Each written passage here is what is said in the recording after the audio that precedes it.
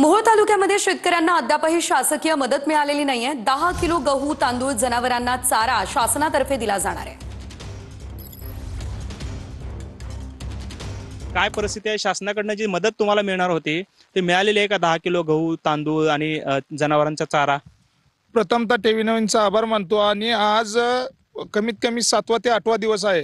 आज आमची जनावरे वाहून गेलेली आहेत। जनावरे वाहून जाऊन पण अजून जनावराला चारा नाही। लोकांना ती किट्स वापरत म्हणून टीव्हीलाच निसती बातमी आहे, सोशल मीडियात सरकारची बातमी आहे। आज किट्स वाटप होतं तुमचं 10 किलो 5 किलो ते पण नाही आलं। शासनानं डिक्लेअर केलं, जी तारीख सांगितली होती की 4 दिवसापासून शासन म्हणते चारा देतो, 10 किलोचं किट गव्हाचं देतो, 10 किलो तांदळाचं किट देतो। आज तागायतपर्यंत शासनाचा प्रतिनिधी तर कोणीही उपलब्ध झाला नाही, आला नाही, भेट साधी दिलेली नाही। त्यामुळे शेतकऱ्याच्या आतूनच नुकसान झालेलं आहे। कुठल्याही प्रकारचं धान्य मिळालं नाही। जनावरांचा सगळा चारा सोडून गेलाय, नासायला लागलाय।